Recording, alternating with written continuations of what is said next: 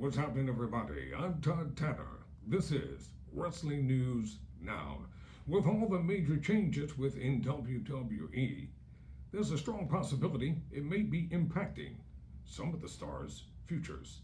There are 5 individuals or 5 WWE stars who are most likely to be negatively impacted by the Triple H era. So let's get right down to it. Found a great article, and I'll cite it at the end of the video, like I do with all things. So here you are.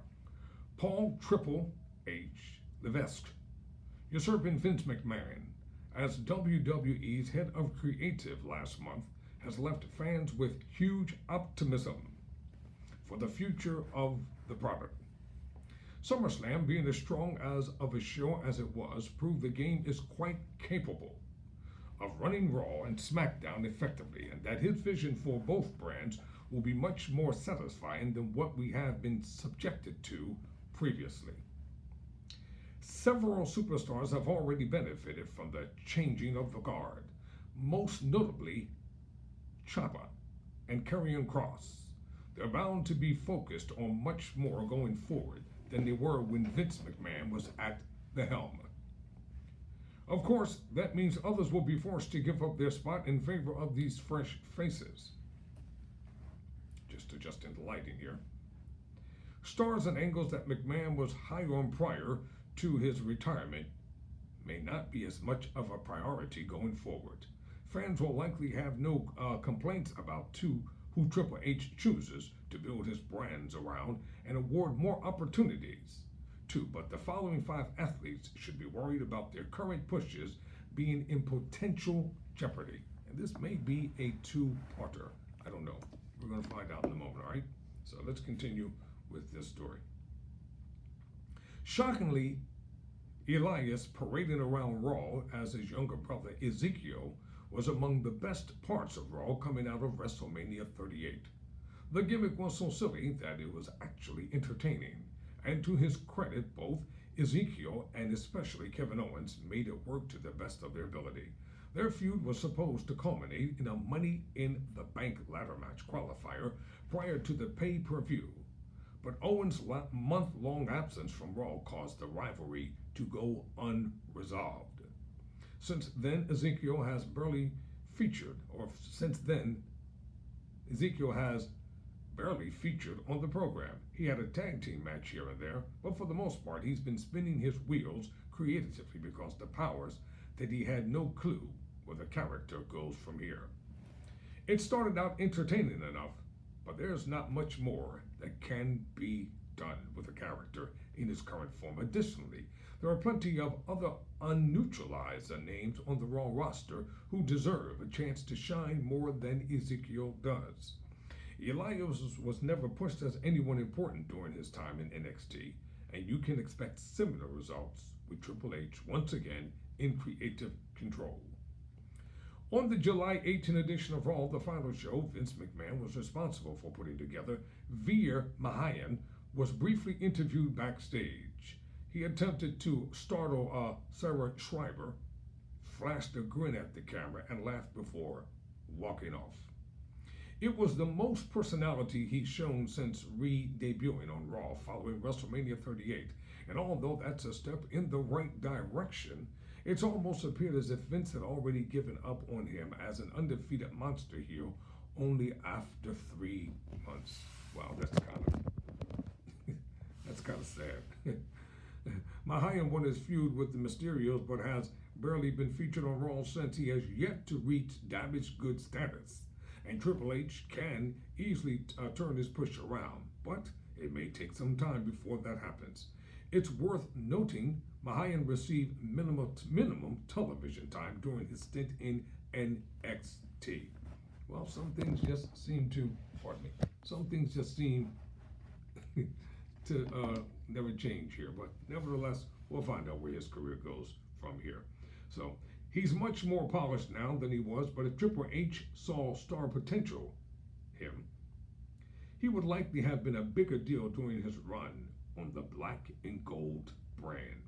The best thing Triple H can do, the best thing that Triple H can do, with Mahayanis turn him face and allow him to be the person fans see on social media. But he'll likely be stuck in limbo until that happens, if it happens at all.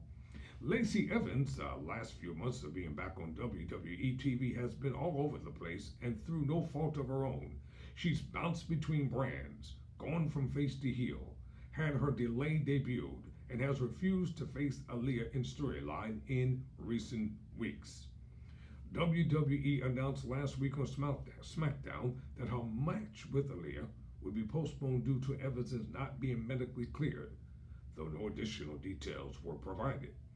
She was also missing from Friday's edition of the Blue Brand for the number one contender gauntlet match, and there's been no word on when she'll return.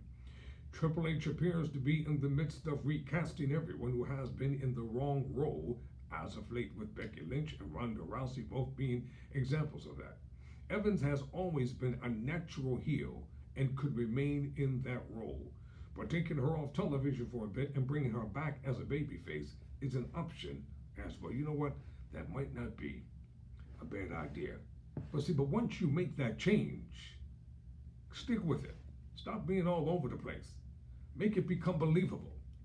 Make people interested in accepting her as a babyface. Either way, Liv Morgan being the SmackDown Women's Champion, the Charlotte Flair, and Ronda Rousey returning eventually, Evans may not be a focal point of the division as much as she was when McMahon was around. That's in addition to Sasha Banks and Naomi possibly resurfacing soon. So the renewed push for Evans could wind up being a short-lived thing. Although this stable consists of several superstars, the entire act constitutes as one selection because their collective futures are in doubt, at least for as they were saddled with these limited characters. Maximum male models were doomed to fail before the gimmick got going. But everything that has happened with them since then hasn't helped either. LA Knight's transformation into Max Dupree was discouraging. The debuts of Mace and Mansoor were delayed on the multiple occasions for no real reason, and Dupree disappeared at one point only to resurface 2 weeks later. All in all, it's been a bizarre few months for these talented individuals who deserve far better than what they've been given. This nonsense will only get all of them so far, and seeing how it was with a Vince McMahon creation, Triple H is virtually guaranteed to not share the same vision for them as he did. It's commendable that the game doesn't want to abruptly pull the plug on it, but the writing is on the wall. Maximum male models should be slowly phased out in the weeks to come, and their absence from Friday Night's SmackDown indicated that could be the case. From there, Dupree, Knight, Mace, Mansoor, and Sophia Cromwell can all branch off on their own while WWE finds the right roles for them that don't involve walking down runways and wasting precious television time.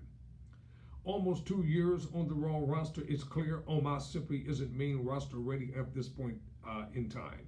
Despite that, Vince McMahon tried his hardest to give him an aggressive push as a dominant heel. He showed noticeable improvement alongside AJ Styles and worked well in that role, but there hasn't been anything remotely interesting about him since their split at the onset of 2020. The parting with MVP has helped with Omos's lack of mic skills, but everything else about his presentation and push has been forced or felt forced. Bobby Lashley emerged him from their feud on the winning and left him directionless. So now would be as good as a time as any for Triple H to move him back to NXT for further development. You know what? That might not be a bad idea as well, because sometimes you just need time to develop. It doesn't mean that you don't have what it takes. It's just not ready. On Raw, there's nothing for the Nigerian Giant to do that would be worthwhile other than tower over his opponents. It always makes for an impressive visual, but his matches have left a lot to be desired so far, and they aren't going to get much better on the main roster.